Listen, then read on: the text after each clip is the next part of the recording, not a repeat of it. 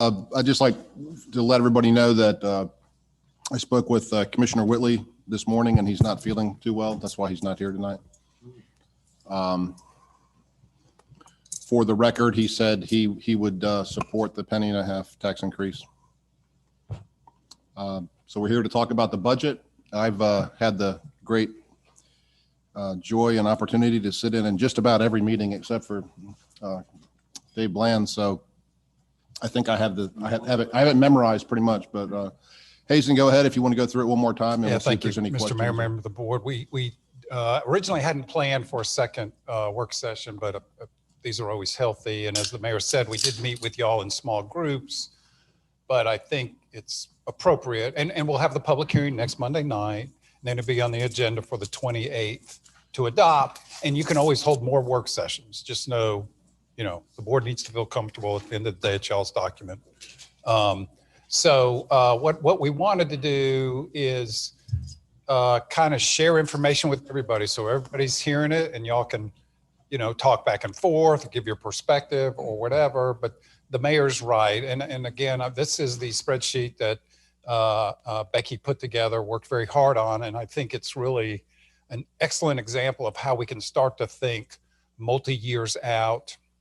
In years past, as Commissioner Miller has pointed out, we'd go to revenue neutral, we wouldn't think anything about it, and we'd start all over. And we've been hit by a recession as a result of one of that. That was really painful for the town. And here's the first opportunity to think multi-years. And this is a very important year because this is a revow year, and it's going to be fiscal year 24, which is 2 years from now. And there is, in this budget, under this scenario, we keep the tax rate flat, assuming a 29.5-cent tax rate. But this is, in this budget, we have the debt service for the new fire station. We have a lot of personnel related to the fire station. I don't think it's all of them, but it's a majority of them.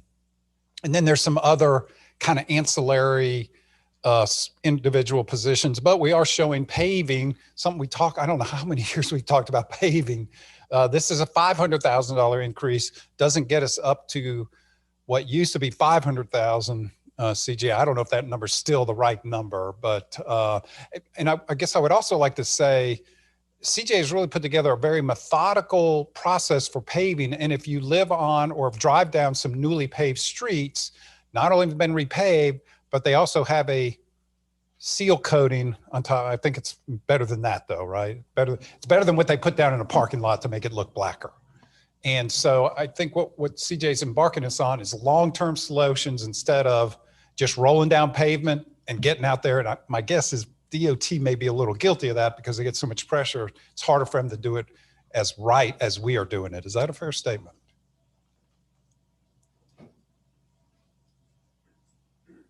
Yes. Okay. Good. All right. Can I interject a quick question? Yes, sir. I've been asked several times. What's going on at Squirrel Lake Park, the paving?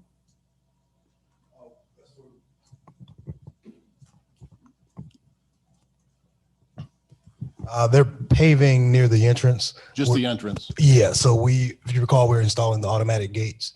And so the paving will be part of that project. Great. Thank you. So this 24 year in my mind is very important to think about.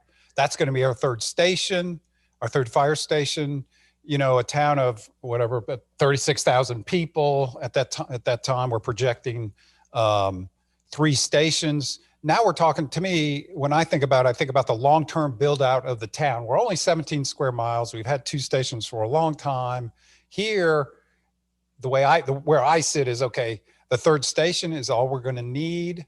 So we're building out the town, and that's a good thing from a public service standpoint. And the way we've modeled this, that debt service for both the station and most of the people are embedded in this tax, in this process. But going backwards to today, I think one of the difficulties, and this would be a tax increase, and one of the difficulties is raising taxes 2 years in a row. We've heard that a number of years about like that. Boy, that sure is painful.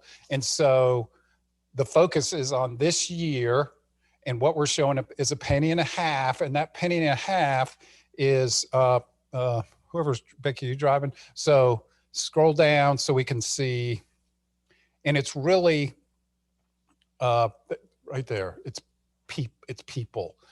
Now, so the penny and a half is a deputy fire chief. It's 4 police officers. It's a crime scene contract, and there's kind of a story why we think we need that. There's a public works technician. You probably heard about all the aging buildings and then how much square footage we've added, and we only have 2. This is the reclassification of the telecommunicators and a landscape maintenance worker, which, by the way, looking at the baskets on South Trade Street look great, but they got to be watered every other day, every day, or it probably depends on, I hear the thunder outside. So okay. But it can, Memorial Day, I saw Mario out at 10:30 Memorial Day, holiday. So in my mind, when I think about the penny and a half, it's right here. And you include 4 vehicles for the officers and the deputy chief. Now, I guess in theory, somebody could say, well, what about raises? So we have budgeted about $350,000 for 3% raises. But in my mind, that's the base budget, right? That's something we cannot do. I know I got a spreadsheet today from the chief. Chief's on it about what police officers are getting paid compared to our competitors. I think he's got somebody calling every day, every 4 hours. What's going on? And there's some other things like solid waste has gone up like $60,000. That's a CPI, and then some retirement contribution. So in my mind, I don't know if they're non-negotiable, but from a standpoint of keeping our employees who've done a good job through the COVID, a 3% raise is not outrageous. So for me, the bottom line is this is where the penny and a half is. I think some of the commissioners have brought up an interesting question about, well, what about CIP? Because we've got about $318,000 or $320,000 in the CIP. Do you have to? What about that? Couldn't we use the CIP? Because that's 300. That's what is that? I don't know, 0.6 of a penny. That's real money. Where we caution the board about doing that is, here's 325. These are one-time funds. So the idea is we do this, and then next year we do something else. And next year we already have obligated the fire rescue truck, which is 160 or 100. I know I'm testing your skills, Becky. So right out of the gate, that 325 is going to need to be redeployed for 2 things. One of them is the debt service on the properties we bought, which is 3 of them. And then the rescue truck, which we've already ordered, and that's going to be in sometime next year. So it's really important that there's always funds in CIP, because these are the one-time things.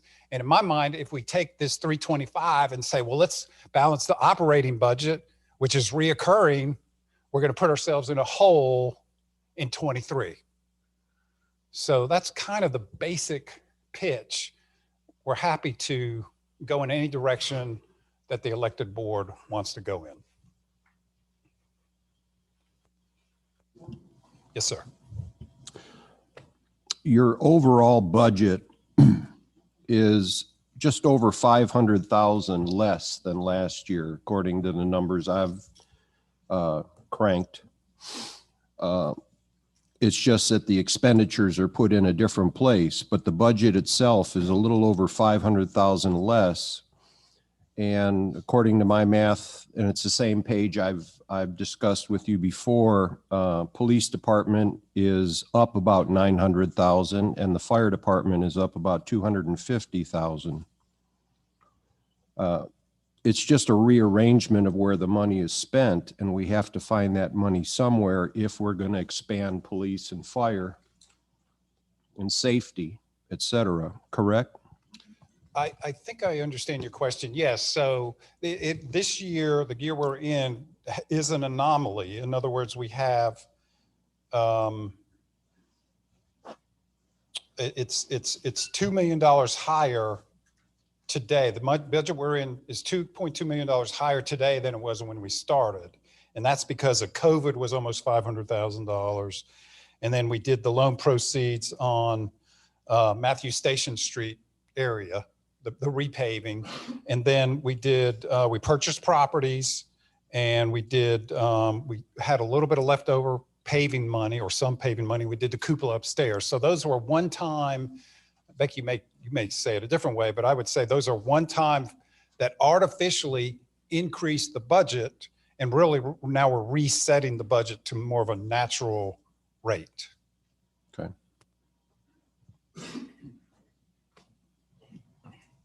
Are there other questions or comments?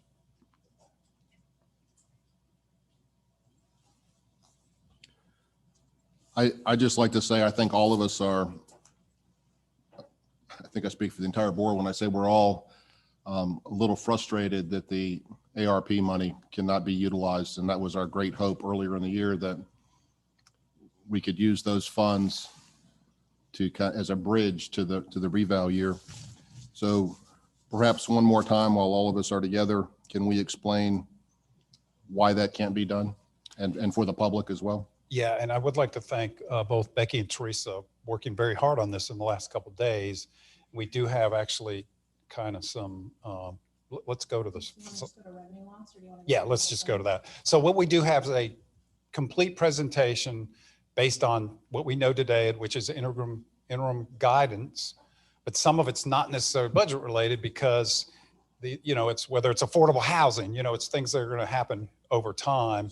But here is the revenue loss. And what I want to offer to anybody that wants to sit down with us and go through it line item by line item, right? So we're going to give you the kind of the big overview. If somebody says, well, I'd like to do the numbers, we will sit down as a group, whoever's interested, and go over the numbers individually. But Becky, do you mind going over this? Sure. Yeah, happy to. So specifically related to revenue loss, which, as the board may recall, that's really that pot of money within the ARPA funding that we have the potential to use with broad discretion. So think of that as our I won't call it free money, but as free as it gets within the ARPA funding. And so in order to determine how much of the ARPA funding, if any, fits that category, you have to do a revenue loss calculation. And within the ARPA guidelines, there is a very specific formula that you have to follow in order to determine your revenue loss. So this is an update from the last time we met about this. But as a reminder, it is a very complex formula, and it is looking to compare the actual pandemic era revenue to an estimate of what they think our revenue would have been if the pandemic had never happened. So it's all very hypothetical. But within the ARPA documentation, it only broadly describes which revenues to actually use. It basically says general revenues. There's a few other pointers, but it doesn't get into a lot of detail about what they really mean by revenue. What is clear, though, is that you are required to look at revenue as an aggregate. So where we thought we could, say, point to recreation revenues and say, oh, well, we clearly had a loss there, can't we pay ourselves back? They say, no, you have to take all revenues that qualify, such as our property tax or our sales tax that has actually been really high. You have to take all of those as a total and use this calculation, and only if you have revenue loss through that total does it then qualify for this broad latitude funding. So collective disappointment is being felt by many localities that we have talked to in the last few weeks who are in the same boat we are of being able to point to specific lines, but when you look at it as a collective, it really gets absorbed in a lot of other ways. So the work that we've done since we met last, we did speak to Charlie and had him do some research to provide us with his opinion on whether or not to include tourism revenues. That was a big question last time. Do we include them? Do we not? His opinion is that we do include them. And then they lose their strings. If you did have any revenue loss, the strings that are currently tied to how we spend tourism revenues, those strings go away through this process. So that was very helpful. The other step before you can get too far down the road, you have to look at your growth factor. That is within the calculation. And so the federal government has what they call their standard growth factor. That is a 4.1% growth, is what they would say they think you should be growing every year if there wasn't a pandemic, which is a pretty aggressive number, but they make you do a calculation to see what your actual growth is, because some communities could grow faster than that. We grew less than 4.1% every year. So in that scenario, you use their standard, you use their 4.1% growth factor. And then huge credit to Teresa. She has gotten very well acquainted with our CAFR and with our Edmunds financial records in the last few weeks, poring over the numbers to literally tie not just revenue lines, but each specific revenue that is received within that line has to be looked at and backed out if it doesn't qualify, kept in if it does. So very time-consuming, arduous process that she has followed. But Teresa did calculate the revenue loss for the revenues received through 12/31/2020. You look at it on a calendar year basis. And so because there is a lack of clarity in which revenues to specifically include, and you can look at things a few different ways, she ran two parallel calculations. One took a broad approach and used the interim guidance that has been provided, looked at some information that has been provided by the School of Government, and ran basically if we could include broad buckets of revenues, what would be the result? And then ran a parallel calculation, really digging into actual definitions of revenues that the U.S. Census Bureau puts out, and also that have been provided by the North Carolina League of Municipalities, to have a more detailed approach. In both scenarios, we did not have any revenue loss for the 2020 calendar year. So what that means is that the actual revenues received during that time were greater than what the calculation says they would need to be in order for us to demonstrate that we actually suffered losses using their calculation. Therefore, there is no pot of the free money, the broad bucket of money. It comes out to zero for the calendar year 2020 time period. So staff will, of course, continue to monitor. We don't know that we will get any clear guidance between now and when final guidance comes out. That will likely be this fall. And then, of course, we'll work with everyone to have final interpretation of the final guidance. Okay, what does this actually mean? What is this saying? And then we'll formally run it to be able to say for certain, but based on, as best we can tell, we are really digging into this aggressively compared to a lot of our counterparts to try to get this answer for the board. But in every scenario, it just doesn't look like it's going to translate for us. Becky, are you, Yep. if I could interject a question, Sure. Are you aware of any town that has a similar situation that doesn't have sewer, et cetera, that is spending this money now? And how are they doing it? That has actually That has determined how they want to spend the funds and are has started actively spending it? pursuing Because I'm it. hearing all these stories. Well, so-and-so is doing this. Are you aware of anybody? Because I don't think No. anybody in Mecklenburg County is doing it. No, I think towns in North Carolina, and I think it's the right, are fiscally conservative. They're managed conservatively, and everybody's going to wait until these final rules. I think in North Carolina, probably nobody wants to pay the federal government back, so everybody's going to take a go slow approach, and we got plenty of guidance, whether it's the league, local government commission, school of government. That's probably among the best trio in the United States, really. Are you going to show us those calculations so we can see the numbers? I don't have them in this presentation. So we can set a time to do that. Wasn't sure everybody wanted to see that. Could Teresa pull it up on her computer? I don't think, I mean, I guess it's the thought will that of we the were going to board. go over this at some point before the budget meeting and, well, and, we can happily do that. I'm just not sure. but you canceled that. So we didn't do it before the budget meeting. So I would, Well, let's talk about that a little bit. okay. So the budget meeting's the 14th. Last Thursday, when we were talking about doing it, we were still working on the numbers. I think both Teresa and Becky worked over the weekend to get you guys good information. That's very important to us, get you good, accurate information. Okay. I just hadn't received a follow-up and I would like to see those numbers in a calculation so that it's not just a general, take our word for it.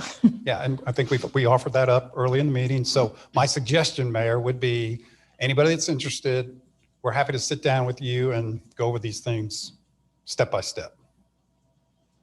Can I ask a question? Sure. Powell bill funds that come from the state. I'm going to assume that they've gone down. And if they haven't gone down, then how does NCDOT delay or freeze a lot of the projects that were already either funded or whatever because there weren't as many gallons of gasoline or much gas tax collected during COVID? So, we have not heard I haven't heard any news that we're going to get less Powell bill funds next year. I have heard they're in better shape than they were, but I'm not sure how they got in better shape because you're right, the gas tax, people just How is that drop. possible, Hazel? That we don't get less money? Yeah, I mean, 90% of the people worked from home from last year and didn't drive much, including me. So Well, I don't know how they- but how all I'm could- saying is we haven't had notice that we're going to get less money. But yet NCDOT is freezing a lot of their projects or delaying it or stalling them, whatever term you'd like to use. And it's based on they aren't receiving the gas taxes that they anticipated. I think that's some of it. I think they did a terrible job budgeting and they embarked on a bunch of projects, designed a bunch of projects, and then ran out of money. Plus the lawsuit, was it MAP Act or? Yeah, the Maps Act. Maps. But that's years old. Okay. So is there a question there? Do you want us to push on the Right. Powell bill and find out, is it still looking good for next fiscal year? Is that the question, Commissioner Miller? Okay. All right, we'll check it. Because that would be a substantial loss. I mean, we're talking about roads and paving and things like that. Yeah. Hazen and I were speaking about this morning, and at this point, and correct me if I'm wrong, Becky and Hazen and Teresa, whoever's more familiar with ARPA funds than I am, it looks like we're going to be able to use those funds for essentially stormwater projects and affordable housing. And that's about it. Well, and there's hazard, what do they call that? Premium pay, What's it? premium pay. Premium pay for first responders. We don't know what that's going to look like. And then there is a broad category, Becky, that talks about negative, is that it? Well, here it is, negative economic impacts. These are to help households and individuals, small businesses and industries impacted. So that's a pretty broad general use. And, we would love to make sure we spend all our money on these kind of things. And I think going back to the language used, it says that you can use it for improving HVAC facilities in public buildings. So I feel like at some point we will be able to use that for improving HVAC in the community center and the police department and the fire department. And that's why the 325 and the capital improvement funds keeps coming up, is that the thought is it gets replaced with ARP funds. We're not taking it away permanently. It's just making a quick substitution. And I understand that you're uncomfortable with that. I'm just explaining why it keeps coming up. There is a reason behind it. Does anybody have that specific language? Do you have it, Renee? I didn't bring my computer. I could look it up on my phone, but I didn't bring my computer. Well, I guess my general comment is I'm skeptical of, I think it's all got to be related back to COVID, right? That's what I worry about. That's why I want to go slow. Is like, in my mind, it's how does HVAC relate to COVID? And I could see like improving the filtering system, the HEPA filters or whatever, to circulate air quicker so it's cleaner air. That makes sense to me. Or And then Commissioner Urban, you were talking about a light, was it an ultraviolet light feature as well? Yeah, That and could then be, where I get it in my common sense brain is like, are you sure they're going to be okay if we replace, the air conditioners down at the community center? I mean, I would absolutely love it. I'm just struggling kind of with the everyman view of what these final rules are going to say. it would that's why certainly we're make taking a them conservative safer if we approach. have another pandemic, if we had UV light treatment and things like that, or better filtration. But I think part of what we're working against is the intention that you can then pay for the filtration portion of the HVAC system or an upfit of a filtration system with ARPA funds, but Not the whole they're not intending for you to just replace the entire thing. And that's the level of granular detail that we're really in a difficult position right now to be able to make a definitive statement on, because we don't have the final guidance. So, we have been on the phone with the league, we've listened to every webinar, and, we get kind of snippets of detail, but, even the league with their consulting services that we saw that advertisement on, that was really a intention to facilitate a general discussion if there's a difference of opinions amongst a board for how to coalesce around what to spend it on. It was not a granular, yes, this qualifies, no, this does not.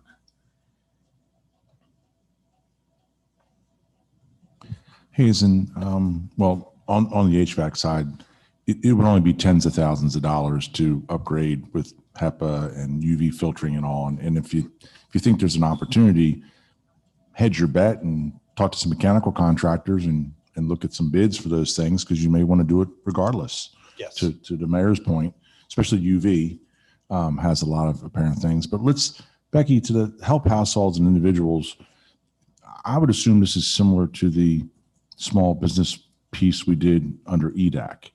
That's So we correct. would have to come up with a very tight set of rules and pieces of documentation would be required, and we'd vet it. And the reality was that we had a tough time giving away all that money, and that was 280,000. Yeah, we were funded for 300. And I guess the potential difference is that was to the business community, the program that EDAC did, of course.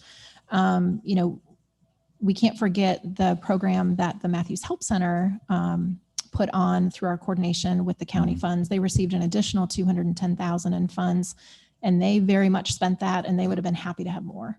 Not to get too ahead of ourselves, but they could be a potential partner for an additional program if there is interest in directly helping individuals who can demonstrate a negative impact from the pandemic. But we would need the guidance on exactly what they're looking Exactly, for and how exactly. to prove that they were harmed during the COVID type Correct. period. And we'd have to set up a system. And frankly, it was you and staff that really did the heavy lifting. And we just sat around a room for a couple hours every couple of weeks and said, this works, that doesn't work, this works. So, I mean, I see that as a possibility. I don't think it adds to our discussion tonight about the budget, but I mean, I think if you're trying to find projects that make sense, that's probably the lowest hanging fruit that I've seen anybody talk about at this stage in the game.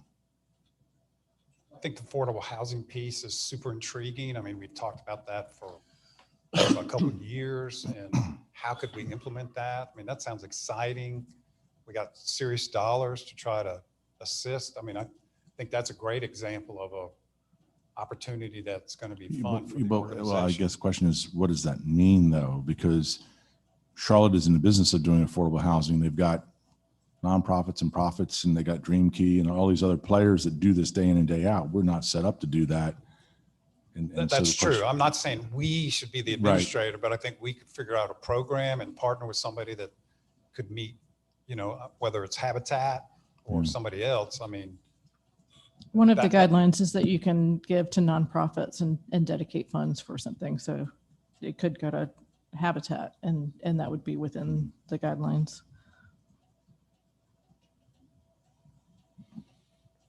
I've got a question. When does the ARP funds actually hit our pockets? When does it come into the town of Matthews' hands? We have not gotten a definitive answer on that. The original timelines that the federal government was putting out was saying it could be as early as May 15th. Obviously, that hasn't happened. The deadlines to get the basic paperwork into the state were just a couple days ago. And then Teresa, unless you've heard anything final, we're in a holding pattern. They have our bank account information. We're happy to take a deposit whenever they're ready to make it. I guess Presumably next 30 days. I guess my confusion is why on God's green earth are they giving us the money before the final ruling? I mean, again, it's just to the regular person that is so frustrating. It's like, you got the money, spend it. Well, But spend it properly. Yeah, Right. exactly. And so that's frustrating. It's going to be months before we know what we can spend it on, but it's just going to be sitting there. And the cities over 50,000, I think, have already gotten their money. So the Entitlement communities. thank you very much. Entitlement communities, I think, have gotten there. So Huntersville That and comes from the Charlotte get state, direct, right? that comes from the federal government. Oh. Everybody under 50 comes from the state of North Carolina. And Commissioner McCool, to that point, we have heard that discussed on some of the webinars, and they've really just said that it's an unprecedented way. Typically a federal grant is a reimbursement. And so, the interest was to, I guess, hit bank accounts as soon as possible, but they did very much recognize that they're still trying to hammer everything out. On the call that we specifically had with the league, Jennifer Cohen was who we spoke with, and she said, without a doubt, what the league is recommending all towns and municipalities do is just breathe deep, wait for that final guidance, and let somebody else strike first. And if it's something wild and they get their hand slapped, they're the ones having to deal with the repercussions of that. We don't want to be that locality. Becky, can you go back to the presentation where it shows the salaries of the new employees that we Oh, sure. are considering hiring?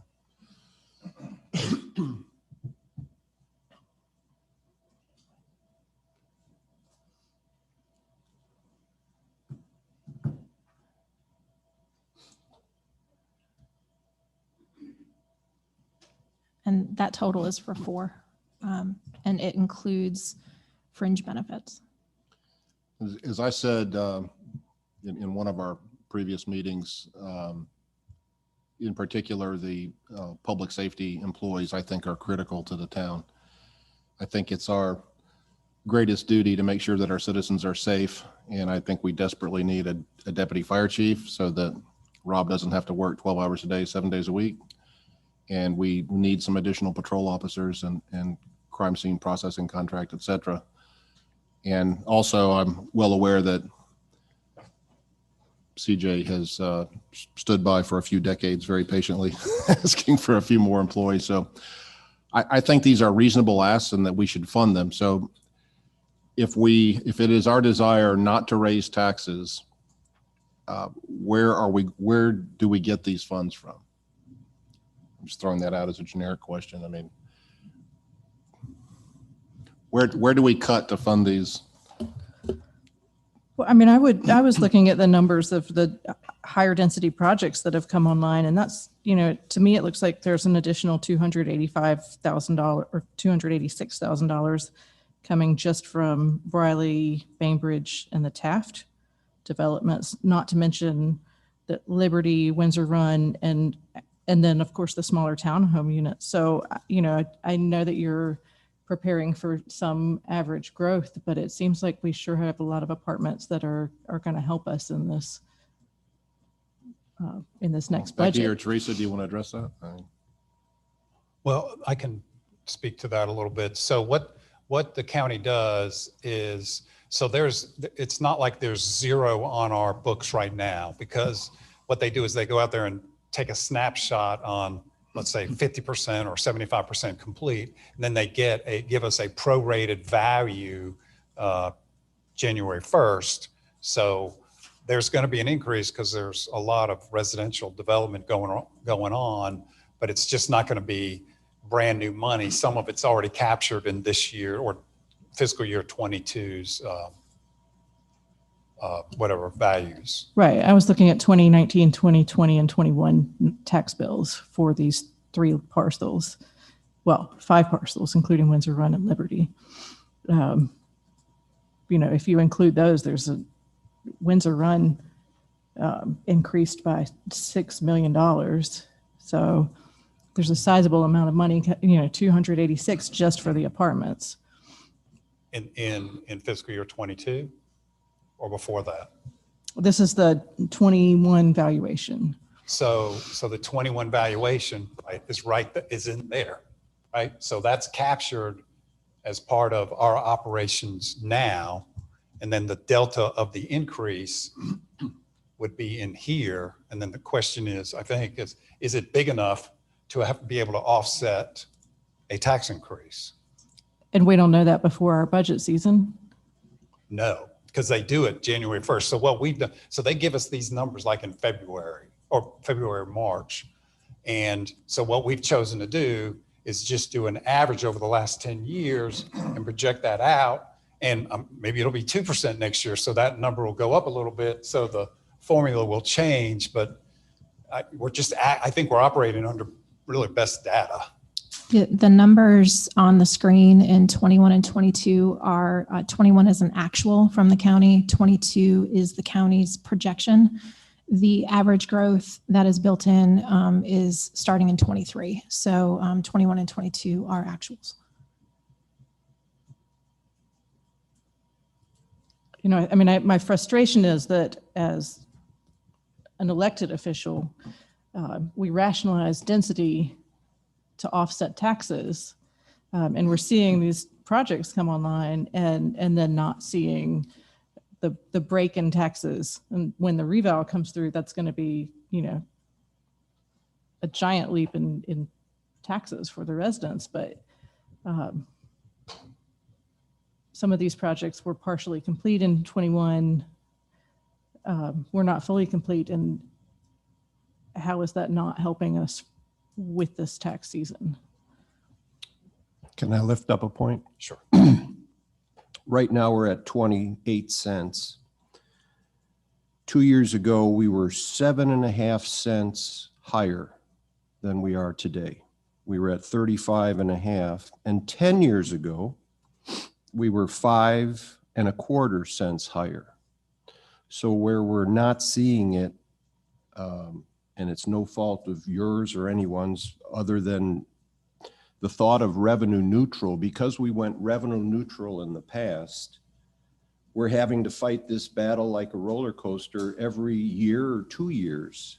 But the fact that 10 years ago, we were 5.25 cents higher than we are today proves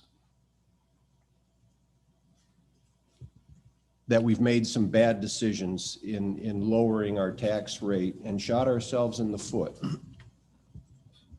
And Commissioner Miller, I agree with you. However, and this is my big however, is looking at my own family's finances and recognizing that we have a common story for the past year. We are $50,000 less this year than we were a year ago. We've lost $50,000. And so when you ask for $45 out of my pocket, I think, well, that's both of my kids getting a pair of shoes. It's, right now, this is a difficult situation for a lot of people. We are not alone. And I have plenty of stories of how we have saved money, including people giving us money for groceries for a year. And so, I'm going to ask all of these questions. It's probably fortunate that we didn't have the same tax dollars, the same tax amount, because we would have been living off of credit cards. I said this in the last meeting, we had $77 left in our savings account after a year of COVID. If that tax rate were the same, the question is, could we have saved our house? I don't know. So I've scrutinized the budget because I have felt it. I know that people continue to feel it. And I want to make sure we have done everything in our power to not take the rest of somebody else's savings account.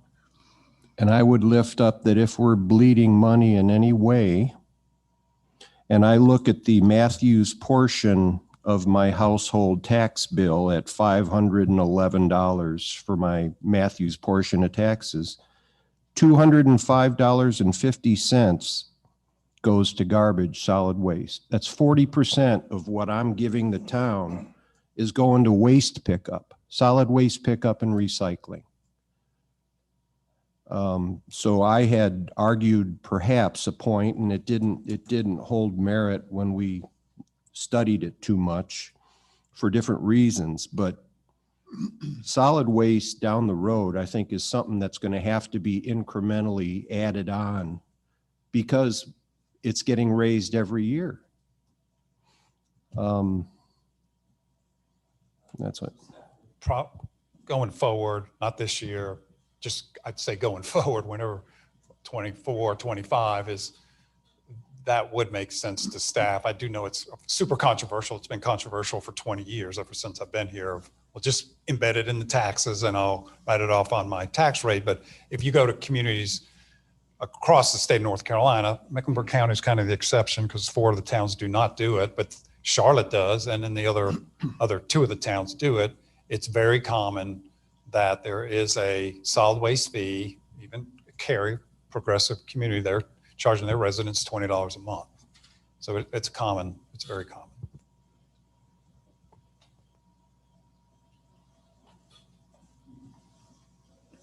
I guess I want to echo Renee's sentiment, and you know, I've looked at this budget backwards, forwards, every way I possibly can, and it's tight to try to not raise taxes. I am not at this stage in the game comfortable in raising taxes because I've heard stories like Renee's that she's not alone. It was a tough year for me. I mean, as a young professional, I mean, I worry that sometimes we look at things in the bubble. I know Commissioner Whitley loves to say Matthews is a rich town. We're a rich town, but not everyone is rich. You know, we have a duty to serve those who make 6 figures a year and those who are living paycheck to paycheck. And I'm worried that this tax increase, after getting $9.4 million from the federal government, is going to not only frustrate people, but it's going to enrage them. You know, this is a huge lift. I said this before, this is a very big lift. And if this is going to go through, we need to have some education courses so we can educate every single person in our community. So, you know, John Higdon isn't hanging from town hall, but you know, again, I'm scared what this is going to do to those who have been hurt the most. I'm really, really concerned. Commissioner, I think a lot of us are empathetic to what you're saying. We have put together some talking points and some questions, kind of what we consider commonly asked questions. I think, well, at least from where I sit, it's kind of this fiduciary responsibility, kind of weighing everything out. What's the fiduciary responsibility of management to recommend to you guys?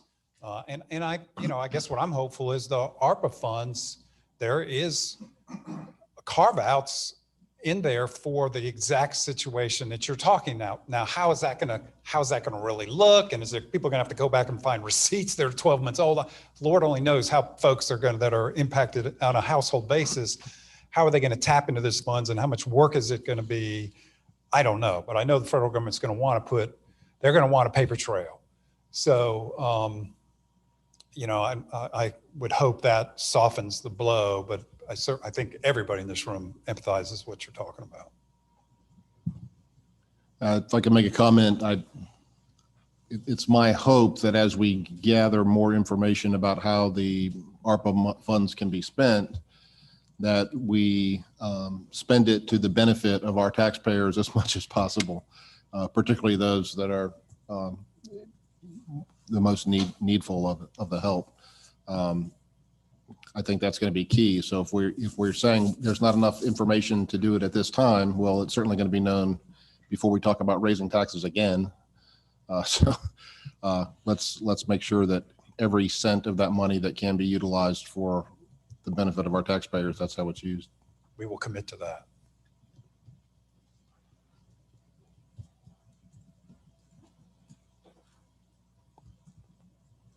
Does anybody have any other specific questions? Commissioner Urban? Well, I mean, it's easy to say, I don't want to raise taxes, but let's push back on that. If it was $285,000 or roughly in increased taxes through the multifamily, and Hazen's saying, hey, I got a 3% merit increase, you know, you can say, let's not do that. We have 7 employee positions on the table. Are there employee positions that could be cut to shave a half cent or something like that? I mean, it been here many times and sat inside query, and he was the toughest one on budgets, but he would always come up and say, well, we won't give 3%. We'll give 1.5%, and we'll do this, we'll do that. So is there something on your, you know, throw it out there, and maybe the board can find a compromise in there if it means bringing everybody to consensus. I think the mayor would like to have consensus on this deal from that aspect of it. But I know that as these projects come online, it's incremental in the tax value. And again, you know, we're still growing, and you've got the 3% merit pool. And so you can quickly see that $280,000 or $300,000 is coming right off the top each time that's coming around. So throw an idea out there if it'll help the conversation. Well, the salary change, including new positions, is $490,811. The longevity is $118, and bonuses are $293. I did have a question for Chief Pennington. With these 7 new positions and under your police administrative division, you have $20,000 in overtime. Would the 7 new positions alleviate that in any way, or? No.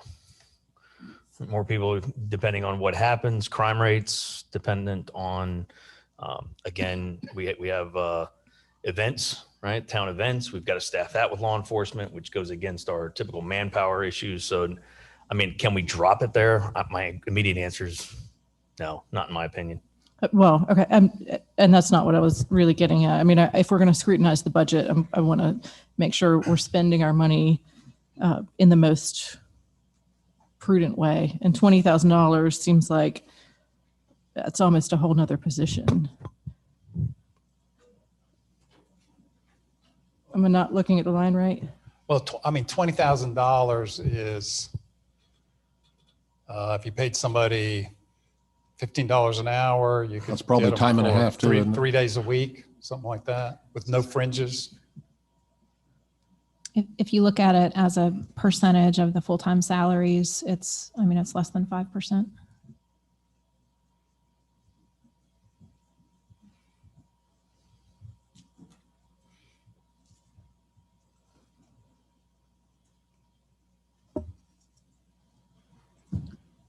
So to add on to what Commissioner Urban said, are there specific ideas or places where anyone on this dais thinks we can make cuts to offset the tax increase? I have another question about the special events. Let's see, under special events, there's an additional $14,000 for events, $25,000 for Beach Fest, $12,000 for the 4th of July. If we can look at that.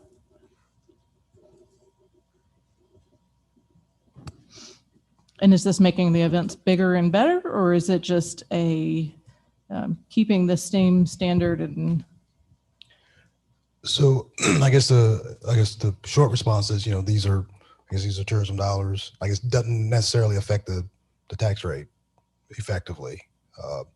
But I guess to explain what those are, tell me again what you mentioned. the numbers, except for maybe Beach Fest. The July 4th. I mean, another $12,000 for July 4th. We have I know Mara has offered a partnership with the July 4th celebration. My question is it really appropriate to come out of a time when families are suffering and to say, look, we're spending $12,000 to shoot off fireworks and annoy your dogs? Yeah, it is for fireworks in 2022. So I guess technically it's for next fiscal year, but of course with timing on July 4th, the contracts have to be signed, in this upcoming FY 22. What was the other one that you mentioned?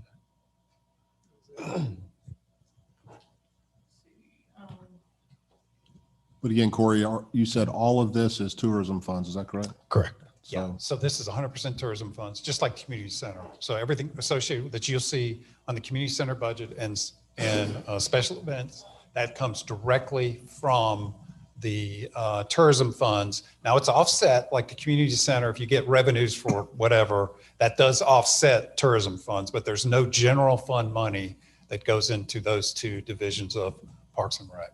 point being, you couldn't take the $12,000 that we're spending on fireworks and pay part of a police officer's salary with it. Right. Correct. No.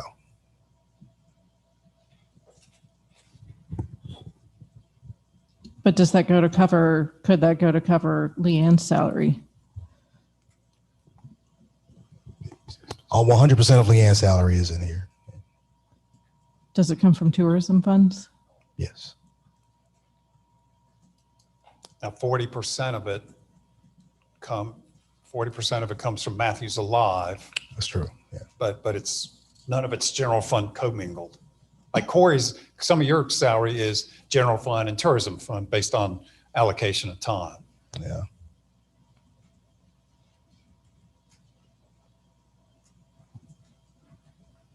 And the playground maintenance and repairs? That is going to be general fund. You're talking about the 45,000? Is it 45? I don't know if that number. Whoever's driving is doing good. Yes, I'm going to say it was a 15,000 for swings, an additional 15 for shade structure at Rice Park.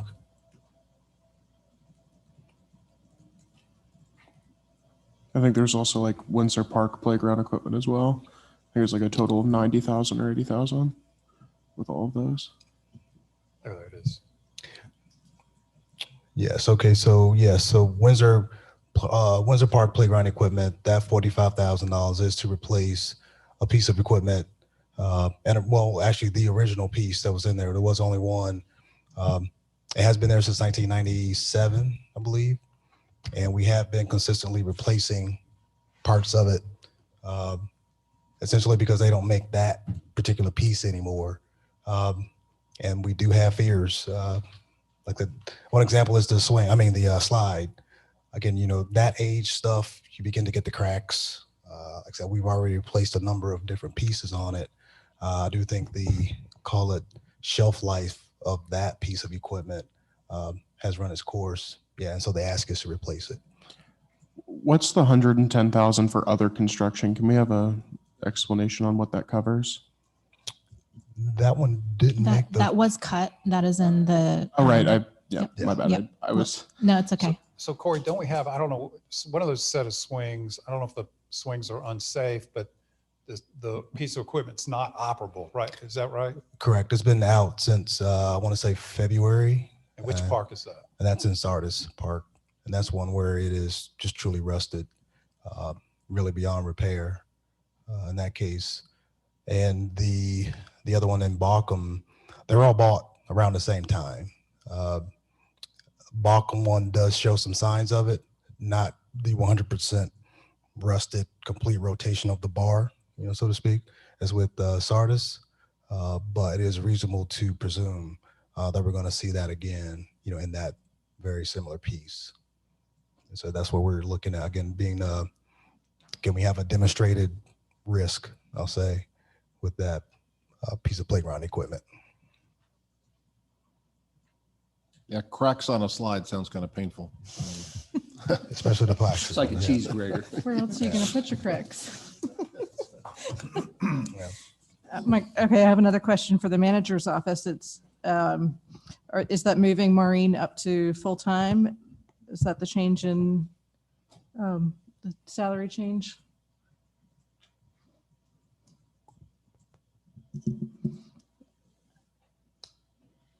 No. No, she stays at, it's a 3% raise. There's some compounding effect. Isn't there 3% raise? Well, you've got two things going on. The first, it does look like the part-time wages should have been carved out from that salary line. So if you look at like 21 compared to 22, the part-time wages down here at 55.4 should be here, and then this would be reduced a corresponding amount. So that is a partial explanation for that big jump. There was also a reclassification of a position that happened during the course of the year. Which reclassification was that? I show a $73,697 increase in the manager's office. The town clerk was reclassified, $5,000. Mayor Pro Tem, are you, you've got to look at the 352.5 and the 55.4 from last year. So that's 407.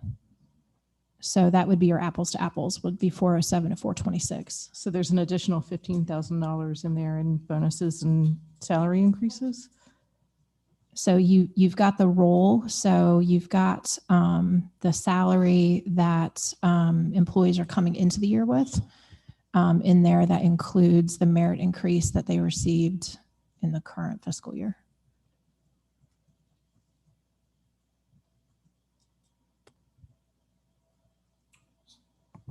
Commissioner, do you want us to break that down? Kind of like what Ms. Hawk's saying, so that you can see the numbers, the part-time, and it's going to be 3% higher, the overtime, so that you can see a better apples to apples comparison? No, I understand it. I'm here to ask questions. Well, and I'm trying to help you make sure you're satisfied with our answers. I mean, we're talking about the budget, so I'm here to just, as Commissioner Urban said, talk about where the line items are that I saw there were. Okay, so why don't we break that down so that, Well, I see it. It's $12,000 in merit increase, $2,000 in longevity pay, and then Lori's reclassification at $5,000. I can see it. I'm just, if we're talking, we're talking about the budget, and that means looking at the numbers. I have a question. Of the surrounding municipalities in Mecklenburg County, what are the merit increases that they are offering to all employees? it is all around 3%. That's pretty close to, I don't have the exact numbers, but 3% is generally what folks are doing. Oh, I haven't heard anything higher or lower. wait a second. Chief's got something for Pineville. Oh. Let's not talk We're about not talking about police. I think there's a number in there. No, that's the entire organization. So there are some anomalies in Pineville significantly higher. I think Pineville is an example of a community that did not lower its tax rate That is correct. at the last revow. Isn't somewhere around there, somebody's doing a 2.5% plus a step in there? That's just all my glasses. I mean, the Huntersville's 2% COLA with another 1% in January. But again, they haven't passed their budget, so Pineville was the biggest one, as well as Mid Hill, which is I believe 2% also. So, but I can forward those. I just do this with police departments and have them send me their updates, and they are including COLA and then a small merit rather than just a straight merit to raise their base salaries. And are they getting longevity as well? I can look at it. I have those numbers.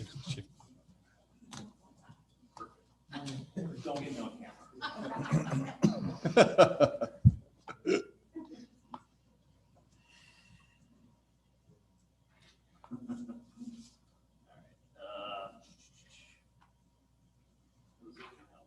I sent it to you. Let me blow up my thing. Well, Yeah, I think the that's tough fine. part is you're focused on police stuff. what we could do is I could reach out to the managers because we got a week. I can find out where they're at on raises because everybody's further ahead in their budget. And I can also find out who's doing longevity and what's their longevity. Yeah, that's better than the data I'm going to have. Absolutely. I have a question for CJ.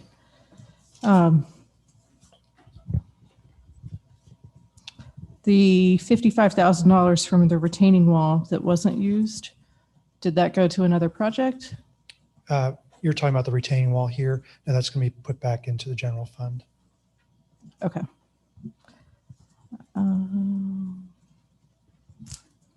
Is it not going to be built? So there was commingling of funds. This was from the RNC when it was supposed to come, and the board approved that. But by the time that we got to the point where we could build it, it was determined that the RNC wasn't really coming in full effect. So Charlie thought that it wasn't appropriate for us to use those funds. Good, because I voted against it. Well, and so just to clarify, because that was related to the RNC, those were tourism funds, not general fund. So those dollars will roll to the tourism fund balance. I guess Hazen may be the best to ask this question. Can we have an explanation for the entire board? You and I talked about it on why the HVA systems need to be replaced at this time. I do have, see if I pulled this up, I hope I brought it. So what we did is I reached out to CJ and, got some numbers here. There's a whole.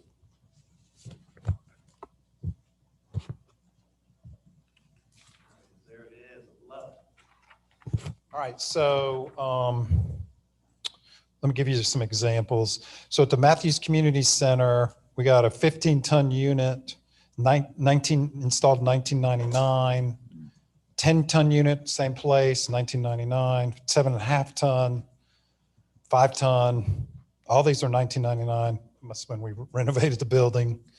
Fire station, we got one that's 1998. At the Cruise Road Rec Center, 94, 94, 94, 2001, 2006. Public Works, 2000, 2000, 2000, 2000, whatever. 4 other ones, 2000. I highlighted them. So that's 1, 2, 3, 4, 5, 6, 7, 8, 12, 18 units, I guess I would say, that the newest one is 2006. And the oldest 4 or 5 are 1994. I guess my thought, and maybe I'm completely off base here, is, Renee mentioned that that's a possible ARP fund. I know you don't want to hear that anymore tonight, but that's a possibility. So, what is the opportunity for us to hold off on that and say, come fall 2021, and the money says we can't do it? What says that we can't purchase those and finance those so it doesn't destroy our budget next year? That way we don't have to pay the full X amount of dollars it would be. We could finance it and be, $15,000 a year instead of because I know you were concerned, we talked in our meeting privately that we're gonna have a lot of capital projects next year. And then, who knows what the next board is going to do. We have an election this year. So my thought is that an opportunity kind of as a safeguard if ARP money doesn't work out, and that saves you a very solid chunk of this tax increase? Well, I do look at it a little differently. So what I thought where I was kind of tracking along with you is that 325 that we're showing for these old units, in my mind, budget it so it's there, but play this out, because I think some of the things that are being said about ARPA money are highly speculative, right? They're best case scenarios. And, we generally don't operate under best case scenarios. It's like, what do we think is going to happen? So instead of taking it out and lowering the tax rate, I would say keep it in the budget and just hold it in abeyance, not spending it until we know more. Now, obviously something could go out right away. That's one of the things we're trying to avoid is like a 3-month, these air handlers. I think CJ told me it was a 90-day replacement on some of the work, or chillers, I guess, like a 90-day. And in the middle of the summer, that's pretty bad. And that happened to us here at Town Hall last summer.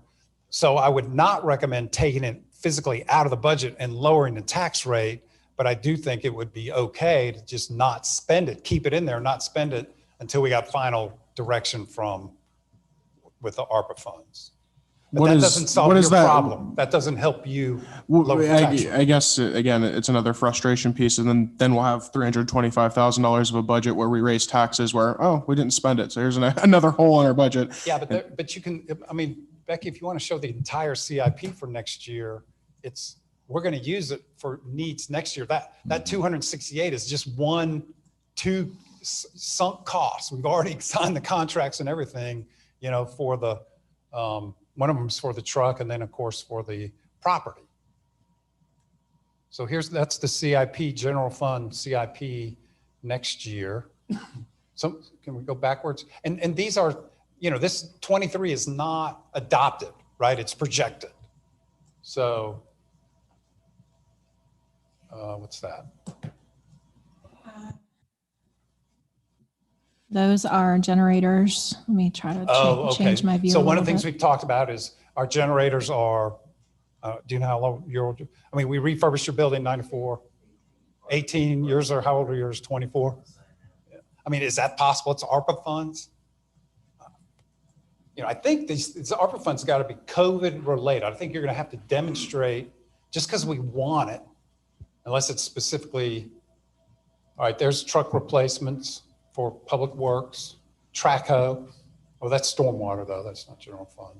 I didn't realize how old those units were. I would say there's almost a certainty one or more of them's going to fail soon. And I'm surprised CJ can sleep at night. There's emergency. One of the things we talked about, I think you guys got really hot on it last year, was the EOC center, right? We got pretty pumped up right after the hurricane. That would be next year or projected for next year. You want to talk about your CBA bottle replacements?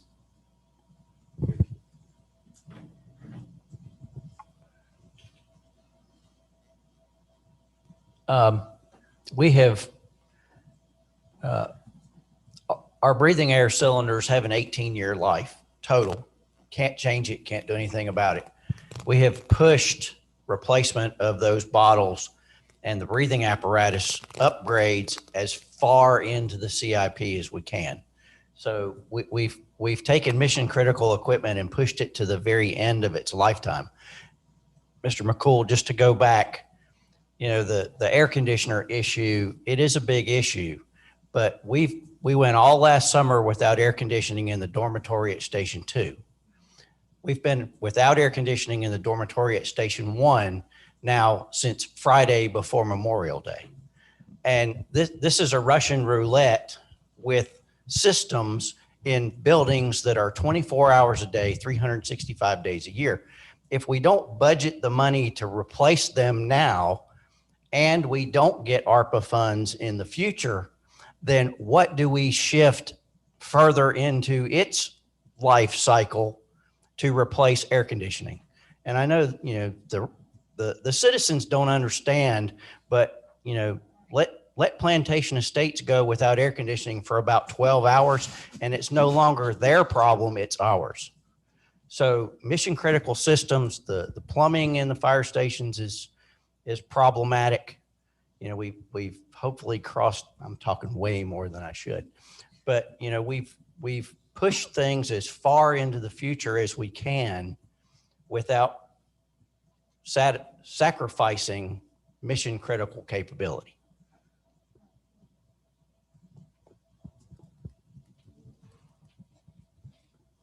You are really lucky if you get 20 years out of an HVAC unit for a rooftop like you use, or the chillers. So you're on borrowed time, especially the 94 through 99 units. Most owners of a building that go into it, if they saw that, they just say replace the unit, and they're not even going to bark about it. So we've been real fortunate there. What did you say the number was for the 3%? Was 490? It should be 350. 350. 350. 350, Becky? I think it's 370, but that, 370. but So that does that so include you're fringe or talking not? about 100 and 125 percentage point, right? 125. Because the reality is personnel is your biggest expense. My numbers include the new positions as well. So it's not Includes what? the new positions as well. It doesn't, it's Oh, not okay. just the salary increase. Well, I'm just wondering, is it an emphatic, not going to raise period, or is it, I can come to grips with a percentage if we can knock a nickel off or knock a penny off? I mean, I guess that's the question, because at 100 and whatever it is, yeah, you could go into the merit numbers and go to 1.5% or something like that and knock half a penny out, I suppose, right, Hazen? Something to that effect? Yeah, I got to do the math. 375 divided in half, $170,000. That may be a third of a Okay. penny on the tax. But then you're back next year sort of trying to catch up. I understand that, but if there's a movement to get consensus to moving some things here, I remember one year we kind of put stuff in escrow and said, hey, if things pan out, it was this year, wasn't it? In January, we retroactively went back and put those monies back into the merit raise, I thought. But I really only see it in the personnel side of this thing. Yeah, and CIP is dangerous to play with. well, let me say, if the board, I would not cut salaries. I would not cut salaries below 3%. We have good staff, and you guys, you all know this, I know this, but you know, that's the heart and soul of this thing. And I would, if somebody said, well, we're not giving you a penny and a half, I would go to the new positions and cut new positions. I would recommend, don't mess with the raises just because everything's tenuous enough as it is. Commissioner Bland? Yes. I understand how no one wants to raise taxes. Everybody hates to do it. There's no doubt about it. We all live here. It affects everybody. But we got to make a decision on what kind of community we want to live in, and I'm a firm believer that if you don't pay as you go, you end up owing a whole lot down the road. It's a bitter pill anytime you raise taxes. Raising it 1.5 cents, no one wants to do that. I agree completely. But at the same time, if we don't take reasonable steps a little bit at a time to maintain the quality of our community and our police, our fire, our, roads that we have here. If we don't take those steps, the reason why people want to live here is because it's a great place to live and there's a great quality of life here. I mean, sometimes I think we lose track of, the fact you got to pay to have this. I mean, to keep quality employees, to, I think it's unreasonable that our employees are working in facilities that don't have, and sleep in their facilities that don't have air conditioning. That just doesn't get it, in my opinion. So, I'm not a big fan of raising taxes, but at the same time too, I'm not afraid to do what needs to be done. And I think that some of these things, as tough as they are, we're not looking at a huge increase. We're looking at a very, I think we're going to need to make some of these tough decisions. And, I think people expect us to have the intestinal fortitude, or whatever you want to call it, to make decisions that are best for the entire community. And so that's my whole piece. That's all I got to say about it. But I don't think that anything that I've seen and I've looked at it that's jumped out at me as being unreasonable. And if there is something, I'm glad people are trying to point it out, and I'm certainly paying attention. But I think we just got to come to grips with the fact that we've got to do what we were elected to do, which is take care of the town and its employees and its citizens.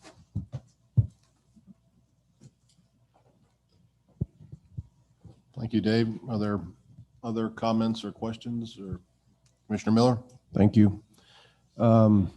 First of all, I respect Chief Pennington very much. I respect Chief Kinnenberg very much.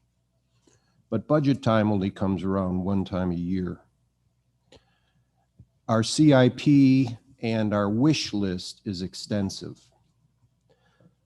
But we have 95 acres on Matthews Midhill Road that we can't put playground equipment on because we can't afford it. Yet we raised our hand, some of us, for $500,000 on a lot across the street to bulldoze a house when maybe a fire department could have been on the 95 acres we already own. Then we spent $300,000 on a house around the corner here that's going to be bulldozed because we want a big government footprint downtown. Now, maybe that's good visionary sense, but that's $800,000 that the board raised their hand on, and now we're fighting over 762 when it's going to the people and the personnel and the equipment to make it, just like Commissioner Bland said. You're going to sleep without air conditioning? And, oh, this is a great job. So I would just caution everybody that throughout the year, when you raise your hand and you vote on something, just realize the impact at budget time, because that was $800,000 on those two properties, and he's looking for 762. If I could comment to that, though, I see your point, Commissioner Miller, but those were one-time expenses, and salaries have to be paid every year, over and over and over, recurring.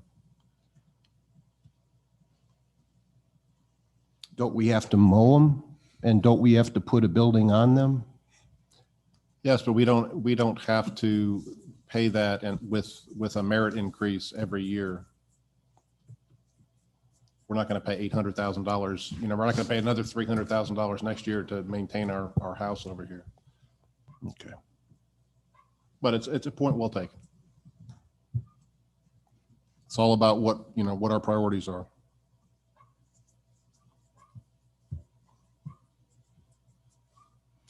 Does anybody on the dais feel like they need more information or have any further questions?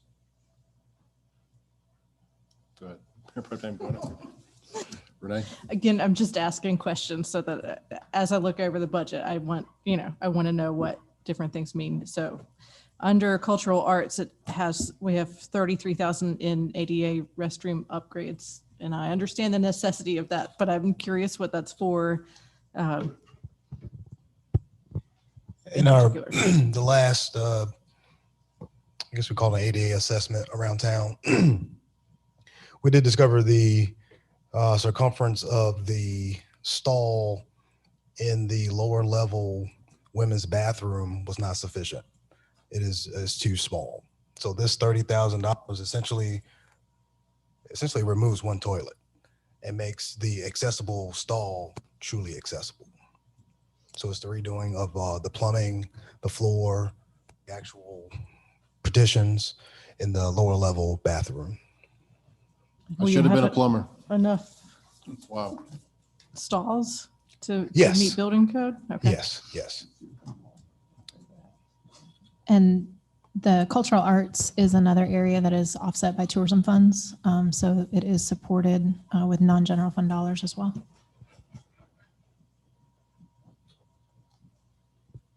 Under sanitation, I saw that I closed that page, but I saw that the small business collection decreased.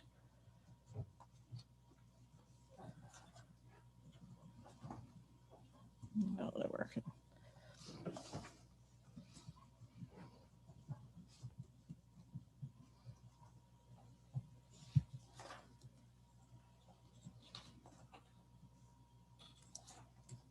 Yeah, I'm going to have to go back and look. I think what we had done is when we did a recount of all the residences and all the small businesses, and I think we actually pulled back trash cans from, quote, small businesses that weren't supposed to. They had like 6 bins and they're only allowed 2.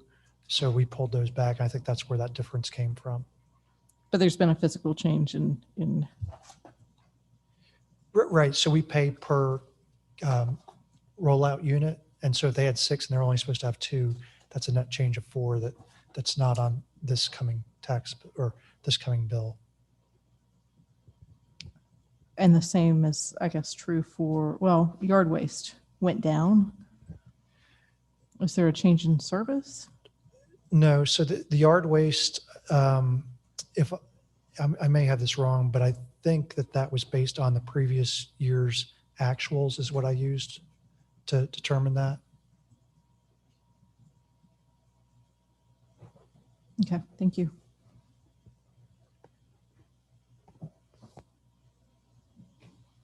Can I ask a question about that? Wouldn't that be because we had all those hurricanes and tornadoes? Is that why that would have? No, is that because of the hurricanes and the tornadoes that came that we had to clean up? I know that there was like weeks and weeks and weeks of cleanup on those. Is that why there was an increased amount there? Yeah, I have to go back and look. I'm not positive, but I might be able to find out in the next minute or two.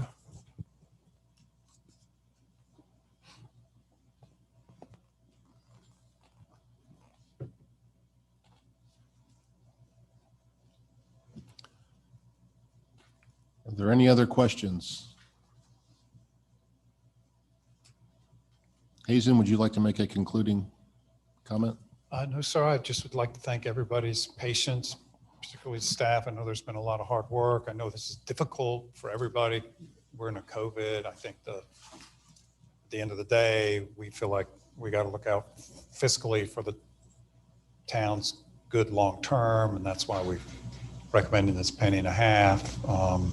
We do have some to-dos. Did you write? Lori wrote them down, so we'll get some information back to the group. And we're also going to meet, I'll send out an email, anybody that's interested in sitting down and we'll go through the formula line by line, probably do it in here.